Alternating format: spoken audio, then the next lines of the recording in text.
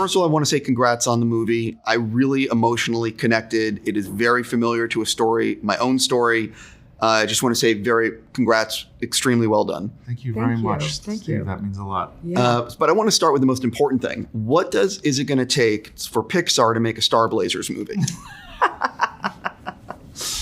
Oh man, I'm with you on that one. Like there's so many of that era for me that I would love to see on the big screen, 1,000%. I think you and I need to start a fund. I think we need to start a fund now that can start to grow into a movement.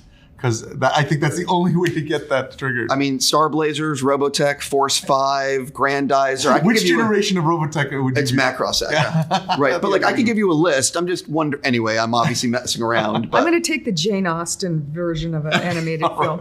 No. So being serious, one of the things that I really respected about this is that your two lead voices are not named Chris Pratt and, Gal Gadot. Right. Like you went with the real voices rather than like celebrity casting. Obviously they're people, I'm not trying to but you know what I mean? They're not like huge names that would go on Good Morning America, So can you talk about that aspect? Because I found it great.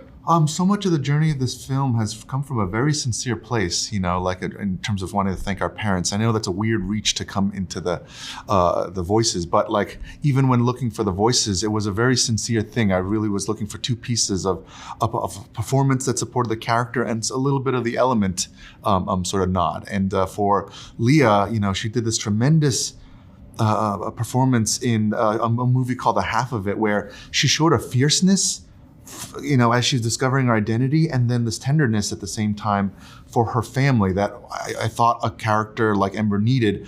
But she has a smoky voice. Like when she sings, there's a smoky quality to it that, immediately connected me to it. Outside of celebrityness or whatever, it's just like, oh, that felt so sincerely Ember. And the same for Mamoudou. Watching him in the several performances where you could feel his sort of go with the flow attitude. There was this movie called Uncorked where he was sort of flirting with someone, but he just moved in and out of that and selling the wine as his character was doing effortlessly. And that brought me to this like, oh my gosh, could he do that? And then Wade cries a lot in this movie, and I had heard a lot of different performers crying, and there was all this very flat sort of pinching thing that sort of hurt after a while. But he did this thing on Oh Jerome No, where he found a goofy version of it, but it was still sincere, and then a really dramatic version of it that was still totally brought you and pulled you in, and it was all of those pieces that just said, you know what? Yeah, that they are really these characters. But it's a good question because it is you have to think about that, right?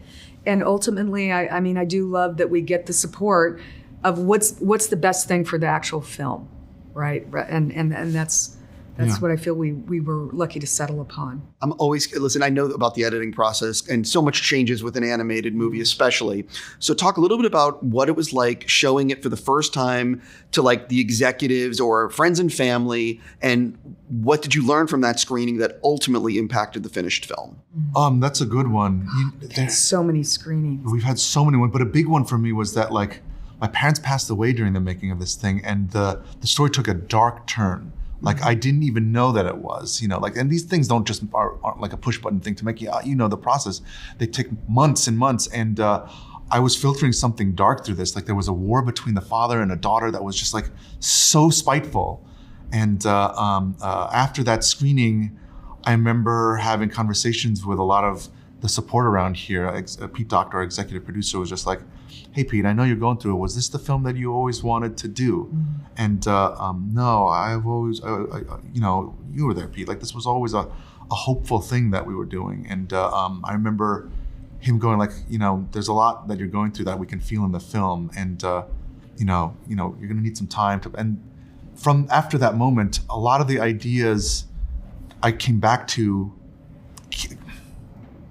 I'm sorry, I'm going to get emotional. So anyways, it just it reinvigorated the original heart to this thing, and then that film started becoming what we finished. Those screenings end up being really important, like because as Pete's alluding to, we sort of lose our way, and so sometimes bringing in that fresh audience at the time, like I'm always amazed, like are people going to still laugh? Are they going to still connect?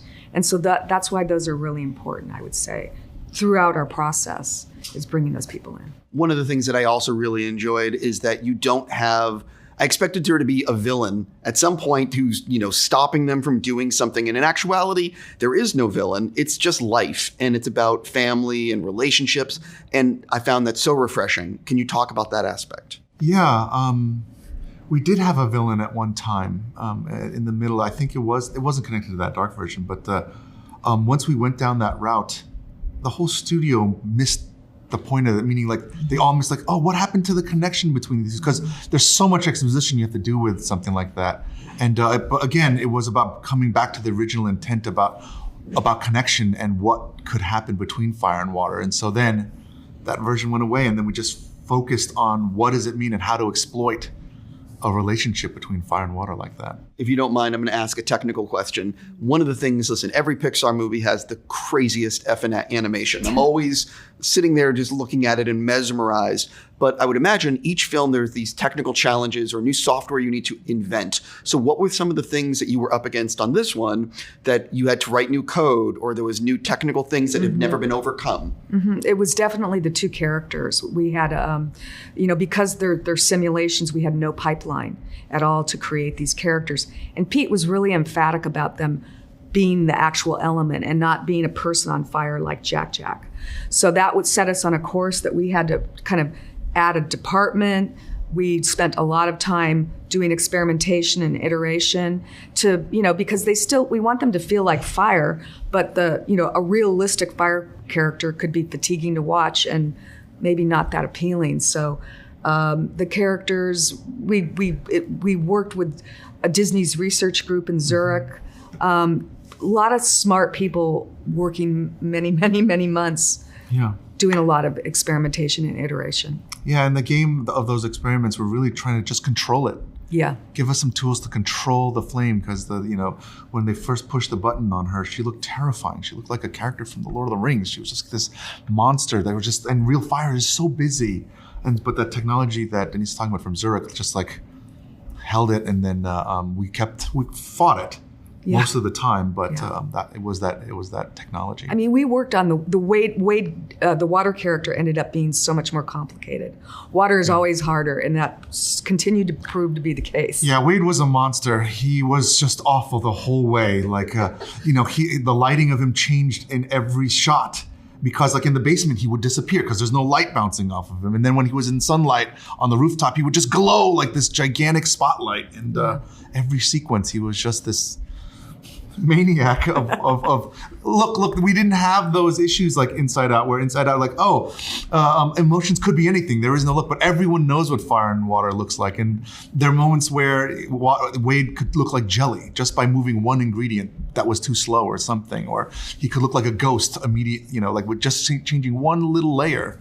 He was a monster. I think on the Blu-ray you should include some sort of sizzle where you demonstrate some of these things. Oh yeah. There's plenty of that. Yeah. There's a lot. On that note, I got to go. I'm just going to say congrats. Thank Hope you. it's a huge hit for you guys.